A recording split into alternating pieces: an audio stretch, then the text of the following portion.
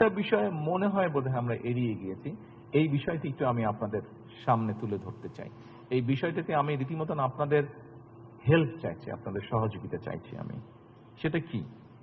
সেটা হচ্ছে যে স্বাস্থ্য এবং চিকিৎসা ব্যবস্থার সঙ্গে কিন্তু মেডিকেল ওয়েস্ট, মেডিকেল বর্জ্য ব্যবস্থাপনার বিজ্ঞানসম্মত সায়েন্টিফিক ডিসপোজ কিংবা অপসারণের বিষয়টা ওতপ্রোতভাবে জড়িত। আমরা যদি এখন সবাই একটা ইন্সপেকশনে বেরোই ঢাকা মেডিকেল কলেজে, খুব সম্ভবত ঢাকা মেডিকেল কলেজের প্রিন্সিপাল সাহেব এখানে আছেন, তারপরেও যদি বের হই আমরা ঢাকা মেডিকেল কলেজটাকে যদি রাউন্ড দিই, সবগুলা করিডোর যদি ঘুরি, আমার মনে হয় এই ব্যাপারে সবাই আমরা একটু লজ্জাই পাবো খুব সম্ভবত। এখানে আমার মনে হয় শুধু যে যারা এটার সাথে জড়িত, এই কাজটার সাথে জড়িত, এখানে শুধু যে তাদের দায়িত্ব তা না, এটা আমার মনে হয় আমাদের সকলের দায়িত্ব। এটা একটা কমন সেন্সের ব্যাপার। এই বিষয়টাকে বোধহয় আমরা সেন্স হিসেবে নিয়ে এখানে যদি আমরা সবাই অবদান রাখি, সবাই যদি আমরা একটু একটু করে চেষ্টা করি, তাহলে আমরা একটা পরিষ্কার, শুধু নতুন বিল্ডিং হলে তো হবে না, বিল্ডিংটার পরিবেশটাকেও আমাদের রক্ষা করতে হবে। এবং পরিবেশটা যদি আমরা মনে করি শুধু যাদের দায়িত্ব ক্লিনিং এর তারাই করবে এটা, তাহলে আপনি শুধু নিজের ঘরটা নিয়ে, বাসাটা নিয়ে, আপনি ঘরটা, বাড়িটা নিয়ে যদি চিন্তা করেন, ধরেন আপনার বাড়িতে আপনারা 5-6 জন মানুষ থাকেন, আপনার ফ্যামিলি মেম্বার সবাই 5-6 জন মানুষ থাকেন।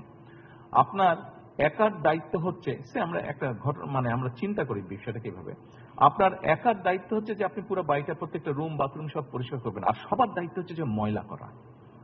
জাস্ট এইভাবে আপনি বিষয়টা চিন্তা করুন। সবার একমাত্র দায়িত্ব হচ্ছে প্রত্যেকটা ঘর বাথরুম তারা ময়লা করবে, অগোছালো করবে, আর আপনার দায়িত্ব হচ্ছে আপনি পরিষ্কার করবেন। বলেন তো আপনার কেমন লাগবে? আর ইজ ইট পসিবল হিউম্যানলি 5-7 জন মানুষ মিলে ময়লা করবে, একজন মানুষ মিলে সারাদিন শুধু পরিষ্কার করবে? এটা সম্ভব?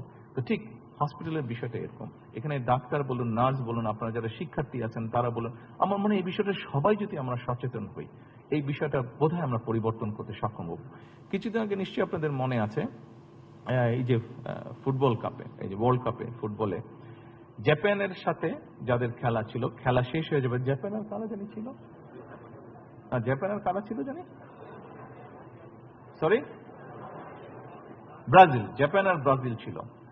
তো স্বাভাবিকভাবে স্টেডিয়াম দুই ভাগ হয়ে বসছে, জাপানের দর্শক সাপোর্টাররা একদিকে বসছে, ব্রাজিলের একদিকে বসছে। খেলা শেষ হয়ে যাওয়ার পরে যে জিনিসটা কেউ করেনি, জাপানিজরা সেই জিনিসটা করেছে। কি হয়েছে, তারা যেখানে ছিল, তারা স্বাভাবিক এতক্ষণ ধরে খেলা দেখছে, খাওয়া দাওয়া সবকিছু হচ্ছে, জাপানিজ দর্শকরা যাবার সময় প্রত্যেকে বিন ব্যাগ করে, গ্রুপে গ্রুপে বিন ব্যাগ করে সব ময়লাটা সাথে করে গুছিয়ে তারা নিয়ে চলে গিয়েছে। এই ঘটনাটি এইবার আপনারা হয়তো দেখেছেন, কিন্তু এই ঘটনা আমি আগেও দেখেছি, গতবারও আমি দেখেছি, বিভিন্ন জায়গায় দেখেছি, আমি নিজের চোখে দেখেছি একবার লন্ডনে, এটা নিজের চোখে দেখেছি। আমি একটা খেলা দেখতে গেছিলাম, সেখানে জাপানিজরা ছিল, আমেরিকান ফুটবল, জাপানিজ আর আমেরিকা খেলছিল ওখানে, সেখানে আমি দেখেছি ওটা খেলাটা জাপানিজরা সুন্দর পরিষ্কার।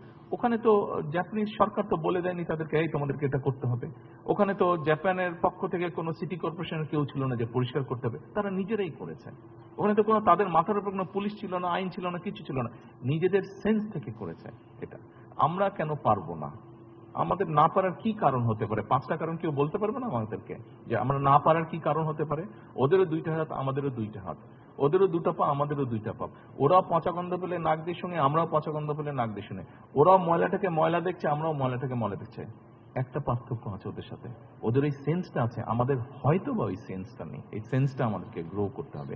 এই সহযোগিতাটা আমি আপনাদের সকলের কাছে চাই। এখানে যারা উপরে স্টুডেন্টরা বসে আছেন, ডাক্তাররা বসে আছেন, ঘরে যারা বসে আছেন, প্রত্যেকের কাছে, আপনাদের কাছে এই সহযোগিতা। আসুন আমাদের হাসপাতালগুলোকে আমরা একটু ক্লিন রাখার চেষ্টা করি, একটু ক্লিন করি আমরা।